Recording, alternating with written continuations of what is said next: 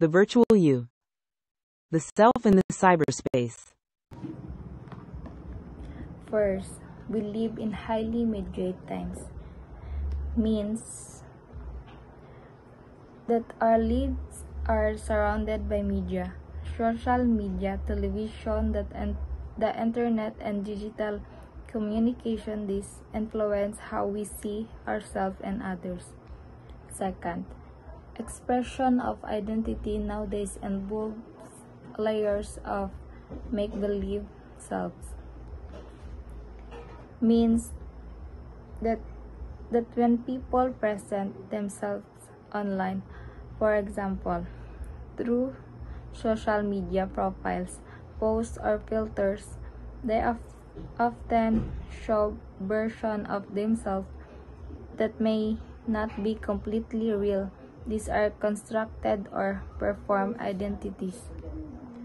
Third, this is what Kenneth Church in 1991 terms as multiprenia, or the ideal that countless alternatives to self-expression, neuter identity formation.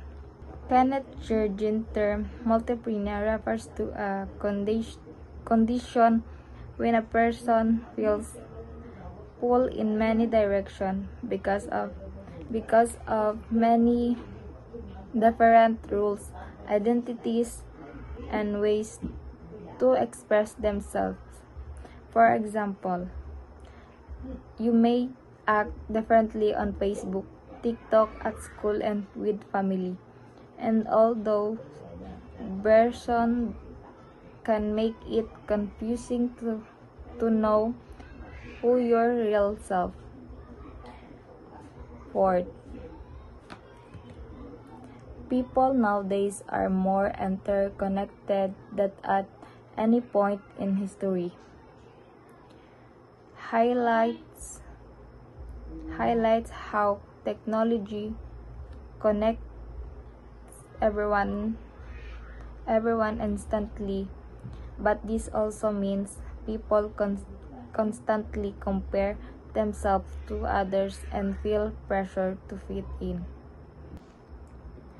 Fifth, with the digital revolution in full swing, the challenge to maintain a coherent sense of identity is prominent.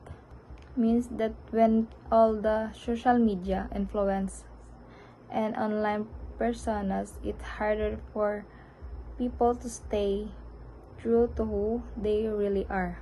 Love in the time of social media. First, in this day and age, nothing beats falling in love with a boring bits cut out. Means that through social media or online dating, people only show the exciting, fun, and attractive parts of themselves. The ordinary or boring parts of real relationship, like disagreement or waiting, are often skipped. Second, virtual romance speeds through moments and cuts to the chase. Means that love online often happens very fast. People quickly share feelings or form attachments because message, photos, and constant communication make everything move at a rapid pace. Unlike traditional courtship that took more time. Third, digital meet cute. Digital meet cute refers to the modern version of how people meet online through apps, social media, or virtual space. Instead, meeting in person by chance. Meet cute is a film term for a charming or romantic first meeting between two people. Catfishing, the act of luring someone into a largely virtual relationship with the use of online Catfishing means pretending to be someone else online to track another person, usually to start a romantic or emotional relationship. A catfish creates a fake identity or profile using another person, photos, or false information to gain someone's trust or affection. If I chose abstraction over reality, it is because one finds it the lesser choice. Robert Broad means that sometimes people prefer to live in a fantasy or illusion rather than face the confusing or painful truth of real life. Reality as abstraction, giving the pervasiveness of numerous reality simulations. Abstraction is fast becoming a staple of modern human experience. Abstraction, the non-physical properties one gets to try and interact with when consuming technology. Abstraction refers to things that are non-physical. For example, your online identity, digital photos, virtual friends, or social media posts. These are all representation or reality, not reality itself. So, first is ang according to Kimberly Rosenfield noong 2015. So, ito mga example na ito is about ito o anong nalaman ni Kimberly Rosenfield noong 2015 about virtual selves. So, first is real life reality. The reality with which you engage most frequently pertains to life away from digital. So, for example, nag-uusap kayo ng best friend mo ng harap-harapan o nahawakan mo siya for harap-harapan. So, yun ang tawag sa real life reality. And for second is simulation. What is simulation? Basic purpose is to copy reality as closely as it can offers uncanny representations. Real world aspects can also be used. So, ano nga ba ang simulation? So, ang examples ng simulation is ang video games or Mobile Legend. For example, Mobile Legend. Ginagaya ang tunay na labanan o basketball game, pero control ng AI at rules the sums, pagbuo ng virtual na pamilya at buhay na may emosyonal, trabaho at relasyon. Yun. So, third is ang augmented reality. This is real life. Reality is preceded with the unreal permits you to creativity interact with both the tangible and digital world. So, what is augmented reality? So, for example, sa augmented reality is ang mga larong AI o larong AR. Or for example, Pokemon Go. What is Pokemon Go? Ito yung example ng augmented reality, ang Pokemon Go. Nagpapakita ng mga virtual na Pokemon sa totoong lokasyon. Gamit ang kamera, ang iyong cellphone, maaari kang maglakad sa parte ng makikita ng Pikachu na katago sa isang puno. So, for example, siguro nakita nyo na yan, no? So, sa mga social media about sa mga augmented reality, yung for example yung nilalagay dito sa mata para para kang sa real world talaga, kahit AI lang yon or video games lang yon. Okay, for the fourth, isang virtual reality, types of abstraction completely different from real life reality. Here you are granted freedom to explore open worlds using a custom-made character. So, ano nga bang virtual reality? So, ang example nito is a virtual reality is ang virtual reality or VR ay isang teknolohiya na lumilikha ng isang ganap na simulate na kapaligiran na nagparamdam sa gumagamit na sila ay nasa ibang lugar. Sa pamamagitan ng VR headset, ganap kang nalulubog sa isang digital na mundo kung saan maaari kang makipag-ugnayan sa mga virtual na bagay at karakter. So, ang itong virtual realities for Facebook, di ba? Pwede mo maka-video call yung someone's mo na mga like family mo, friends mo na pwede mo siya makikita and virtual. Kahit malayo siya, makikita mo siya na harap-harapan. And then for third is ang hyper reality. What is hyper reality? More than anything, this abstraction state of mind, the inability to distinguish the real, the otherwise, utopia of the mind, people exist as the best versions of themselves. Okay, so for example, ang hyper realities ay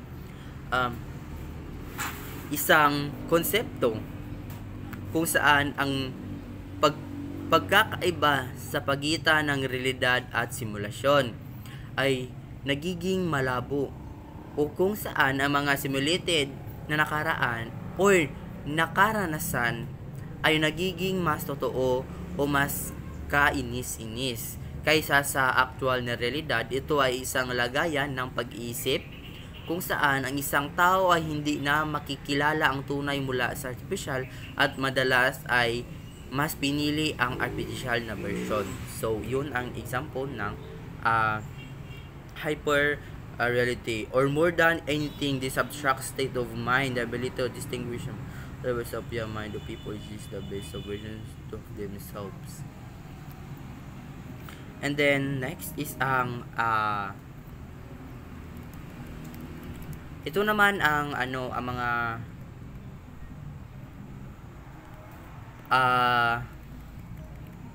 identidad at pagganap ng cyberplace. Ang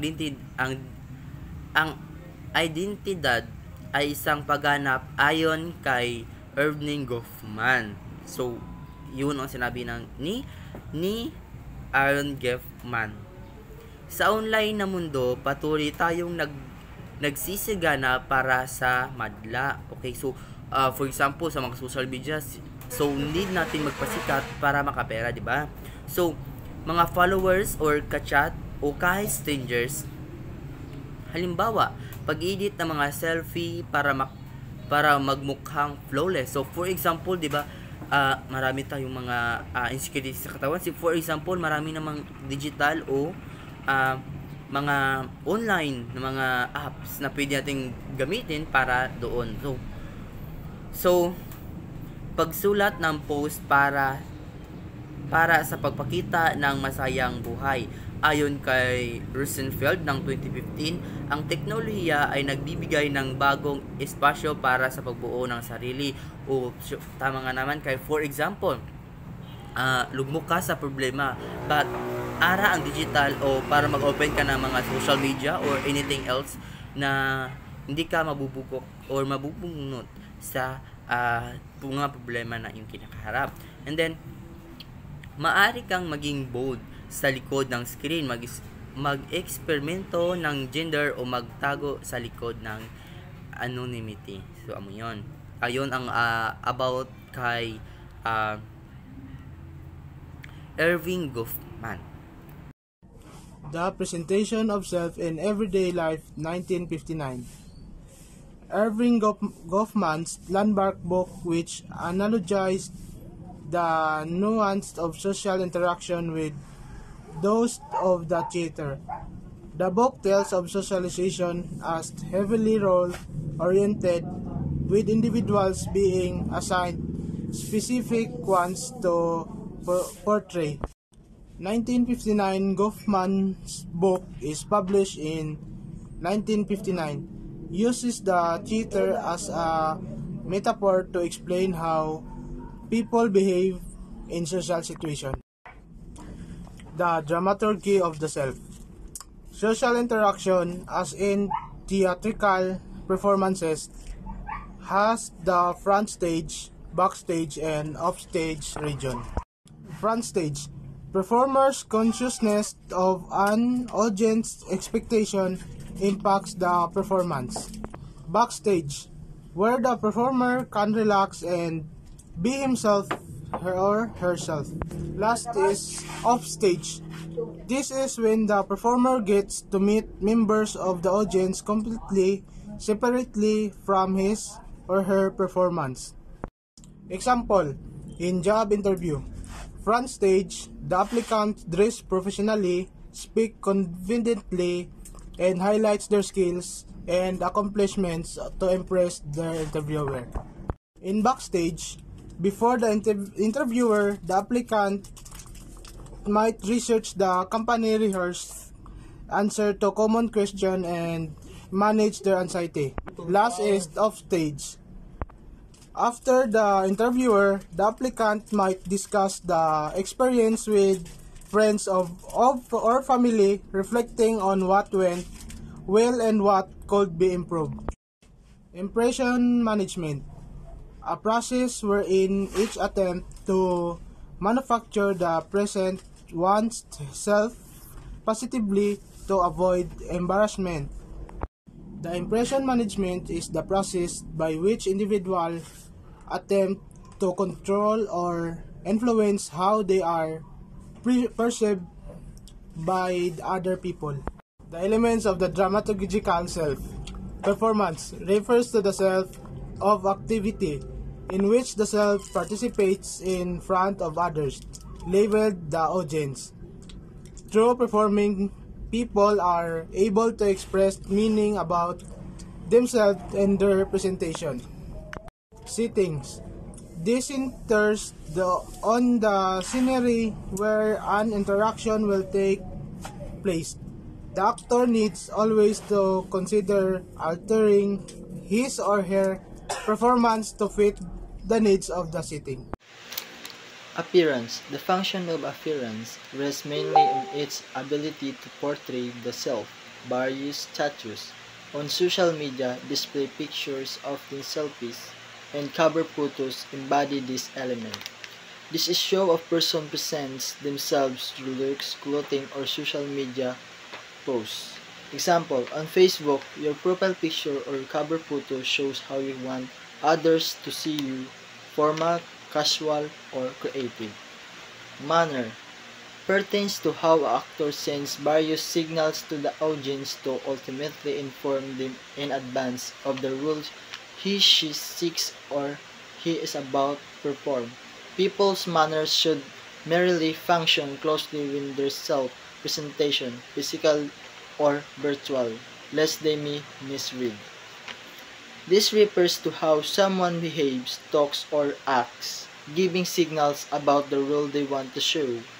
Example, in class, if you raise your hand politely and answer confidently, your manner shows respect and seriousness as a student. Front works as a kind of social script that actors follow for a more guided performance. This defines a particular encounter or interaction for the audience. Anonymity in the virtual landscape is much different than in real life. Jason Cranford, TG, refers to the social script or image or a person present to others. Like a rule in a performance, it helps guided interaction so that audience, other people, understand the situation. Example, a social media, someone posting motivational quotes and success stories may be using a front to appear positive and inspiring to their audience. Identity crisis, anonymity and pseudonymity in the cyberspace create a double-edged sword, allowing for both empowered self-expression and dangerous disinhibition, leading to a profound identity crisis. Anonymity versus pseudonymity. While often used interchangeably, online anonymity and pseudonymity are distinct concepts with different effects. In the online world, anonymity means hiding your real identity completely, while pseudonymity means using a fake or alternate name. Both can allow freedom or expression but might also cause confusion or irresponsible behavior, leading to an identity crisis. Example, anonymity. A person comments on a forum without giving any name or profile, making it impossible to trace who they are. Pseudonymity. A writer uses the username StarDreamer123 on social media. People know the posts come from this identity, but not the writer's real name. Anonymity is the state of being truly untraceable and uniquely defined, with no connection between an online action and a real-world person. In practice, true anonymity is early impossible to achieve online, and even mass identities can often be linked to an individual through technical means. Means being completely untraceable and identified online with no link to your real identity. Example, anonymity. Posting a comment on a website without logging in where no one knows who you are. Pseudonymity involves using a persistent but false name or handle to create a consistent online identity that is separate from one's legal identity. It provides cloak of privacy while still allowing for the development of a reputation within an online community. Means using a fake but consistent name, username, handle to hide your real identity while still building a recognizable presence online. Example, pseudonymity. Using a username like Luna Sky on a forum, people know your posts come from the account but not your real identity. The disinhibited self. This text explore the online disinhibition effect, ODE, a phenomenon where the removal of social inhibition and restriction occurs when people engage on the internet largely due to the medium's anonymity and pseudonymity. The online disinhibition effect, ODE, describe how people feel freer to express themselves online due to anonymity, leading to fewer social inhibition. Online disinhibition effect, ODE, the core idea is that in the cyberspace people feel free to act out or express themselves more openly than they would in real life encounters. This is because the digital medium provides veil that hides their true identity. ODE means when people are online, you can feel less restricted and more willing to say or do not be would normally do in real life. This is largely due to the anonymity and reduced accountability that the internet can provide. Two categories of disinhibition. Benign disinhibition positive. This is the relatability positive side, focusing on personal development and self-understanding. It encourages self-disclosure, kindness, and the exploration of new emotional domains. Examples include sharing very personal information or joining online sports groups to address issues like depression. Toxic disinhibition negative. This is the negative side centered on online action that encourage destructive behavior. This includes disparaging remarks, death threats, blackmails, and hostility. It can also involve engagement in borderline illegal transaction or the anonymous consumption of harmful content.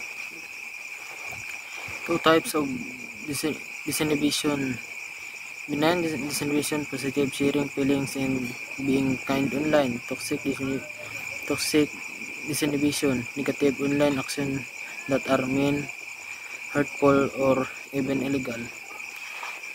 Benign disinhibition, positive example, sharing very personal information about yourself or joining online support group to help with problems like depression because of the anonymity. It is easier to express your true feelings and find support. Toxic discrimination, negative example, as include bad comment to others, disparaging remarks, death threats, blackmail, being angry or aggressive, hostility. It can also involve participating in almost illegal transaction or viewing harmful content without thinking about the consequence because of being anonymous. Example, when there is no clear boundary between benign and toxic disinhibition, ordinary online relationship can become toxic. A very rowdy comment section might become toxic if users credibly bring up topics or if they feel empowered to be abusive because their real life reputation is protected. 5 types of online disinhibition. Dissociative anonymity. You don't know me. Feeling anonymous online allows people to separate their action from their real world identity. Invisibility. You can't see me. Not being seen makes people feel less accountable for their behavior. Asynchronicity. See you later. Not interacting in real life gives people time to think and potentially act without immediate consequences. Solipsistic introduction. It's all in my head. People protect their thoughts and feelings into others, leading to lack of empathy. Dissociative imagination. It's just a game. People view online interaction as separate from reality, making easier to justify harmful behavior.